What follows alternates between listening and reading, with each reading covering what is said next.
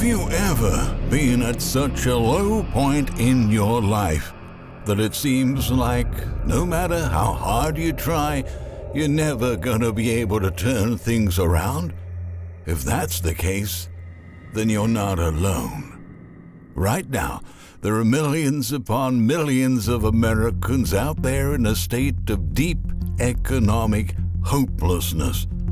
For a long time now, we've been facing one problem after the other.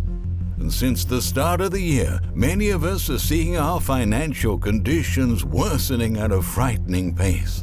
The cost of the things we need and consume on a regular basis is reaching levels that are simply out of the reach of many families. Our living standards are decaying as our nation crumbles. And today, we're going to expose why so many Americans have completely lost hope in the future of this country. Before moving on, please give us your support by leaving a thumbs up and subscribing to our channel so you don't miss our future videos. Vast stretches of America have been seemingly taken over by an atmosphere of despair that only grows wider and wider. While the government gives us doctored numbers that show that the national unemployment rate is low in an attempt to dismiss the severity of our problems, the majority of American workers are actually living paycheck to paycheck or in extremely low-paid jobs. Most part of the population is struggling to get by, no matter how they bend and twist the stats. In fact, independent agencies such as the anti-poverty advocacy group Oxfam America reported some numbers which reveals the reality hidden by the official figures. In June, 52 million U.S. workers, or about one-third of the country's labor force, earned less than $15 an hour. Soaring inflation, which has pushed up the prices of food, of housing, of gasoline and other necessities, has made it even more difficult for lower-income families to survive on their wages, Oxfam America highlighted. In a recent interview, 65-year-old Head Start teacher Vicky Tully revealed that after working there for 26 years, she still makes $12.70 an hour. The skyrocketing price of gasoline means that she won't be able to take a trip to visit her grandchildren this summer, while the increased cost of wood and building materials means that she and her husband will have to put off repairs and updates to their home. Tully's story is a simple example of how hard-working Americans are being crushed by today's economy. And every time prices go up, means that workers take another pay cut during the month. When wages rise at a slower pace than inflation, paychecks won't stretch as far at the grocery store or at the gas pump, making it harder for many families to cover monthly expenses and set some money aside. At this point, 150 million American adults, which represent roughly 58% of the country's population, live paycheck to paycheck, Lending Club revealed in a recent survey. The company's researchers highlighted those struggling to afford their day-to-day lifestyle tend to rely more on credit cards and carry a higher monthly balance, making them financially vulnerable. The economic pain those families are feeling is coming at a time when big corporations are showing off their eye-popping profit margins.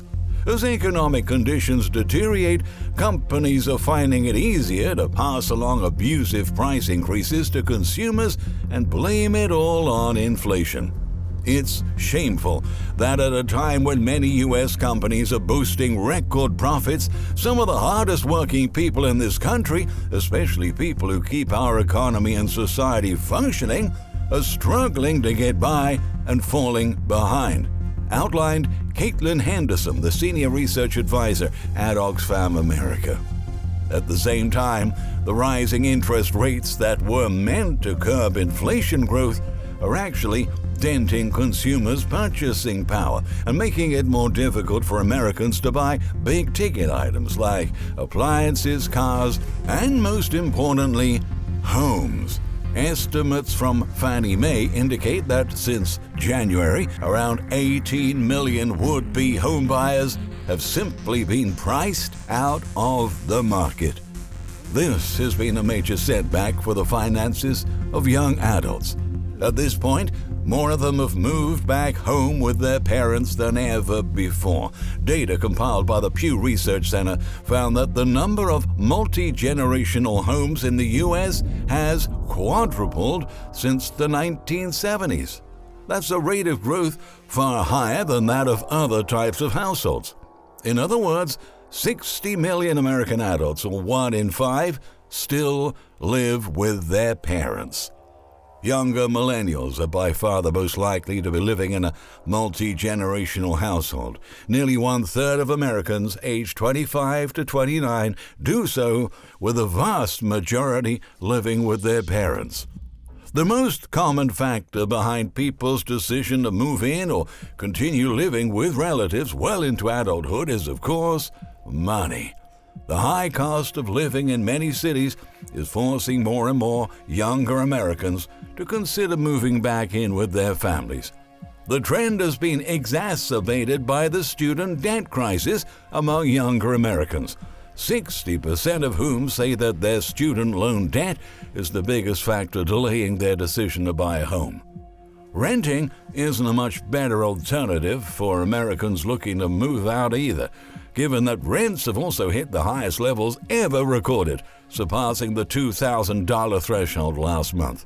In some cities, the market has gotten so crazy that buying a home can actually be the more affordable option, but that's only if you're lucky enough to find one before someone with a big pile of cash comes along to cover your offer. All of this also means that the current generation of adults isn't able to start building wealth as early as previous generations did. As opposed to our parents and grandparents, today, the amount of money most of us make isn't enough to invest in properties or even to create a savings account, because at the end of the day, we are all just struggling to survive. So, it's comprehensible why the U.S. middle class is getting even smaller with each passing year. A separate Pew Research Center survey found that in June, more than 1/3 of U.S. households reported difficulties in paying bills. In some states, the percentage of Americans struggling to pay their bills is even higher. Nearly half of households in Mississippi, about 45%, reported difficulties in paying for usual household expenses, while that figure was about 43.6% in Kentucky and 41.8% in West Virginia. When we can tell that there isn't going to be enough money to pay the monthly bills, we start to experience an extraordinary amount of mental stress. If that has ever happened to you, then you know exactly what we are talking about. And guess what? Financial anxiety is the top reason why so many Americans are suffering from mental health issues right now. The newest Value Penguin poll reported that 84% of Americans are feeling financially stressed right now, compared to 78% who said the same thing in 2021.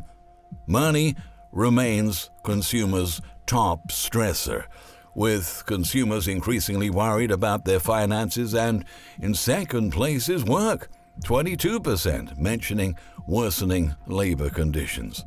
No wonder why about the same rate, 85% see economic conditions further deteriorating in the second half of the year, a figure that's been reflected in June's Consumer Confidence Index, which recorded the lowest reading in 16 months.